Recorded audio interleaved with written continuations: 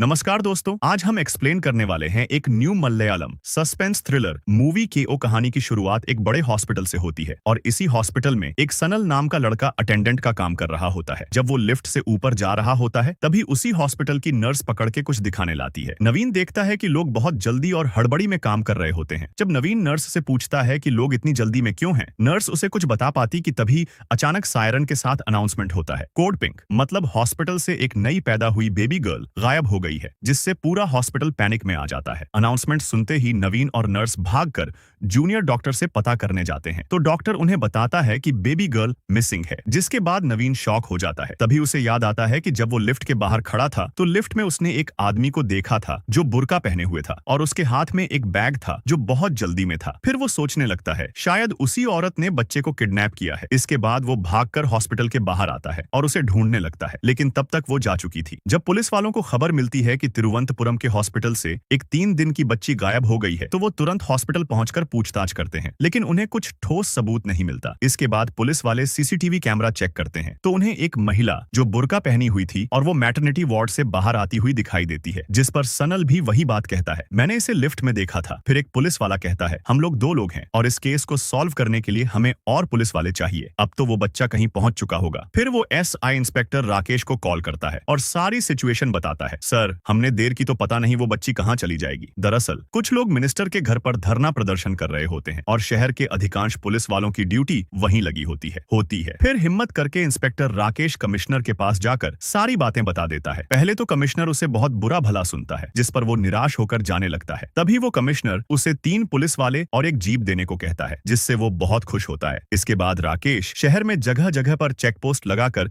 Checking शुरू कर देते हैं। कुछ पुलिस वाले बस स्टैंड को भी चेक करते रहते हैं। चेकिंग के दौरान एक पुलिस वाले को हॉस्पिटल के रास्ते पर एक दुकान पर सीसीटीवी कैमरा दिखाई देता है। जब वो सीसीटीवी कैमरा चेक करवाता है तो उसे वही बुरखे वाली महिला दिखाई देती है और उसके हाथ में वही बैग भी होता है। फिर इंस्पेक्टर राकेश हॉस्पिटल आता है बच्ची की मां से पूछताछ करने के लिए। जब वो बच्ची की मां से पूछता है कि जब बच्ची गायब हुई थी तब आप कहां थी, क्या आपने किसी को देखा, तो वो कहने लगती है, मैं सुबह सुबह जिम गई थी, मैं हर रोज जिम जाती हूँ, जब तक प्रेग्नेंट थी तब तक नहीं जाती थी। ये सुनकर राकेश के होश उड़ जाते हैं। इसके बाद वो बाहर जाकर कांस्टेबल से पूछता है, ये क्या बकवास कर रही है। फिर जब कांस्टेबल अंदर झांकता है और कहता है, सर वो तो बच्चे की माँ की बड़ी बहन है, उसकी माँ तो यहाँ है। जब राकेश बच्ची की माँ को देखता है तो उसके होश उड़ जाते हैं, क्योंकि वो देखने में बहुत कम ऐज की लग रही थी। दरअसल वो एक कॉलेज स्टूडेंट थी और बहुत कम उम्र में उसने शादी कर ली और बहुत ही जल्दी उन्होंने बच्चे भी कर लिए। जब राकेश मीनाक्षी से पूछता है तो वो बताती है, मैं एक इंजीनियरिंग कॉलेज की फर्स्ट ईयर की स्टूडेंट हूँ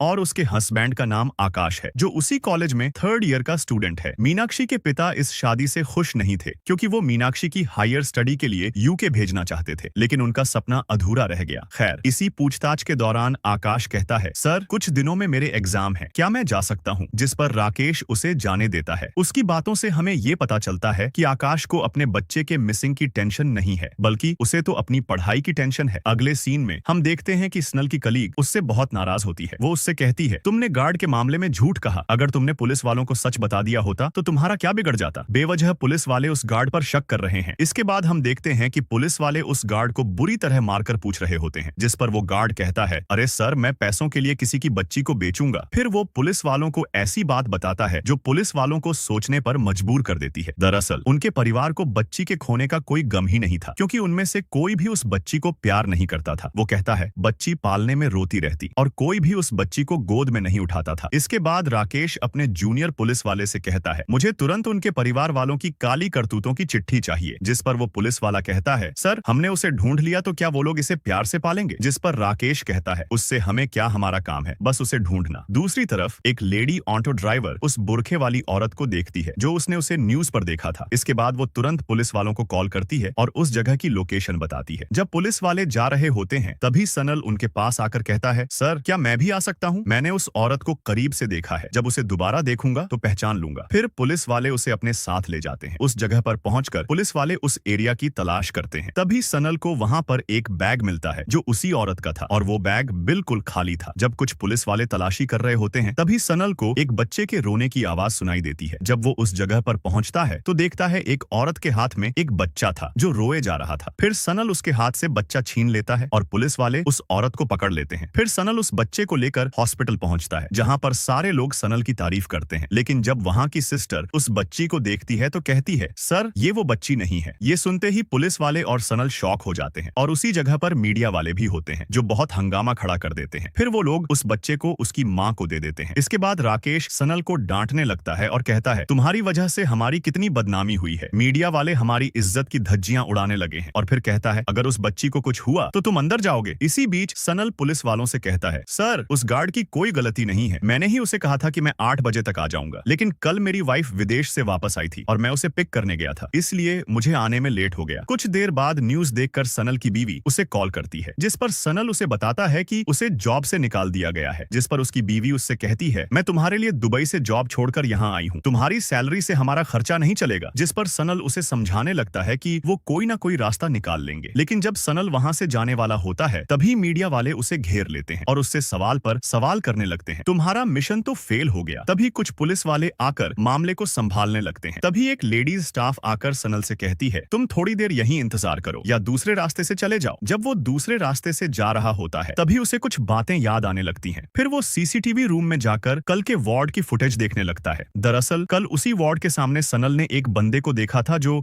अपने चेहरे पर मास्क पहना हुआ था। जब वो उसे बुलाने की कोशिश करता है तो वो उससे बहाना बनाने लगता है। दूसरी तरफ पुलिस वाले शहर के नाके पर लगे सीसीटीवी कैमरे को चेक करने लगते हैं। तभी उन्हें पता चलता है कि वो बुरखे में कोई महिला नहीं बल्कि एक आदमी है। और इधर सनल हॉस्पिटल के ब्लड टेस्ट वाले रूम में जाकर उस लड़के के बारे में पूछता है, कल जो लड़का टेस्ट के लिए आया था क्या उसकी डिटेल मिल सकती है। फिर वो लेडी स्टाफ सनल को डिटेल बताने लगती है। इसके बाद सीन फ्लैशबैक में चला जाता है जहां हमें दिखाया जाता है कि एक बंदा होता है और उसके हाथ में वही बच्ची होती है। इस लड़के का नाम आर्शी होता है और उसकी बहन ऋतु उससे पूछने लगती है, तुमने किसके बच्चे को उठाकर लाया है। जिस पर वो कहता है, तुमने ही कहा था कि मैं बिना बच्चे के घर नहीं जाऊंगी। दरअसल रथु ने एक हॉस्पिटल में बच्चे को जन्म दिया था, लेकिन वो बच्चा मरा हुआ था और अगर तू बिना बच्चे के वापस अपने ससुराल जाएगी तो तेरी सास और हस्बैंड तुझे तंग करेंगे, इसलिए मैंने पास के हॉस्पिटल से इस बच्चे को उठा लाया। और तू टेंशन मत ले क्योंकि इस बच्चे की किसी को कोई फिक्र नहीं, मैंने अच्छे से इस बच्चे की इंफॉर्मेशन निकालकर उठाया है। लेकिन रथु कहती है, तुमने जिस भी हॉस्पिटल से इस बच्चे को उठाकर लाया है जाकर उसी हॉस्पिटल में रख दे। इसी बात को लेकर दोनों में झगड़ा होने लगता है, जिस पर आर्शी कहने लगता है, अब मैं उस हॉस्पिटल पर कैसे जाऊं क्योंकि अब पुलिस वाले इस बच्चे की तलाश करने लगे हैं। इसी बीच वो बच्ची रोने लगती है। उसके रोने को देखकर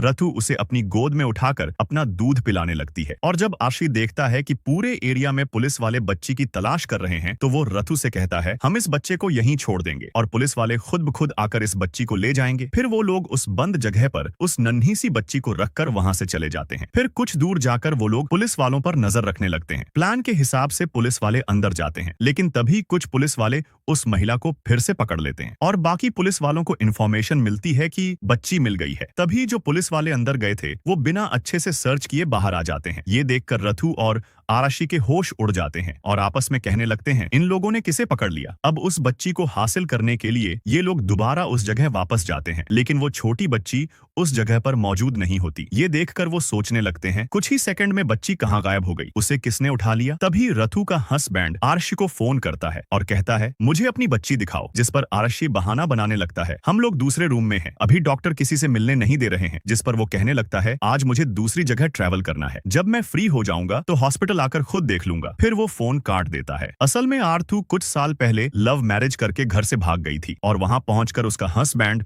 उसे बहुत टॉर्चर करने लगता है, लेकिन आर्थू ने अपने बारे में अपने घर वालों को कुछ नहीं बताया। दरअसल टॉर्चर के कारण आर्थू ने ही अपने भाई आशी को फोन करके बुलाया था और सारी बातें ऋषि को बताने लगती है कि अगर मैं बिना बच्चे के घर जाऊंगी तो मेरा पति मेरे साथ मारपीट करेगा। अब ऋतु को उस बच्चे की चिंता होने लगती है कि आखिर उस बच्चे को किसने उठाया और उसके साथ क्या करेगा। फिर ऋषि ऋतु को ऑटो में समझाने लगता है कि तू उस बच्ची को भूल जा। फिर वो उससे कहता है, मैं घर जाकर सब कुछ सच बता दूंगा और तुम भी अपने पति को छोड़ दो। जब वो दोनों बस स्टॉप पर होते हैं तभी सनल ऋषि को फोन करता है और कहता है, क्या तुम्हारा ब्लड टेस्ट हो गया। दरअसल उस ऋषि ने हॉस्पिटल में फेक एड्रेस दिया था, लेकिन सनल ने उसका असली फोन नंबर निकाल लिया था और वो उसे फोन लगाकर पूछने लगता है, क्या तुम्हारा हेल्थ चेक भी हो गया। ये सुनते ही ऋषि फोन काट देता है और सनल के नंबर को ब्लॉक कर देता है। दूसरी तरफ एक अनजान बंदा मीनाक्षी के पिता को फोन करके कहता है, वो बच्ची मेरे पास है और अगर तुम लोगों को वो बच्ची वापस चाहिए तो 30 लाख रुपए दो और पुलिस को इन्फॉर्म किया तो बच्ची का खेल खत्म कर दूंगा। थोड़ी देर बाद लोकेशन भेजता हूँ, लेकिन पुलिस वाले वहीं थे तो उन्होंने सारी बात सुन ली। फिर राकेश कहता है, तुम लोग पैसे जुटाओ, बाकी मैं संभाल लूंगा। उधर ऋषि अपने फ्रेंड की कार लेकर अपनी बहन के साथ घर जा रहा होता है और ऋतु से कहने लगता है अब हम उस बच्ची के बारे में बात नहीं करेंगे। वो लोग बातें कर ही रहे होते हैं कि एक पुलिस वाला उनकी कार को रोक लेता है और वो उनसे पूछताछ करता है, जिस पर ऋषि थोड़ा डरा सहमा रहता है। अंत में वो पुलिस वाला उसे जाने देता है। दूसरी तरफ एक स्टाफ ऋषि के पास आकर कहती है किडनैपर ने उस बच्ची के बदले 30 लाख मांगे हैं और पुलिस उसे ट्रेस करने में लगी है। दूसरी तरफ एक पुलिस ऋषि को फोन करके स्टेशन बुलाती है क्योंकि वो ऋषि से कुछ इन्फॉर्मेशन चाहते हैं। उधर पुलिस वाले भेष बदलकर उस एरिया में पहुंच जाते हैं जहां किडनैपर ने मीनाक्षी के पिता को बुलाया था। अब सारे पुलिस वाले अपनी अपनी पोजीशन ले लेते हैं और राकेश भी एक घर पर छिपकर उस जगह पर नजर रखता है। फिर ऋषि पुलिस स्टेशन पहुंचता है। दरअसल उन पुलिस वालों ने सनल का फोन रिकॉर्ड निकाला था और उसने रिसेंटली ऋषि को फोन किया था, इसीलिए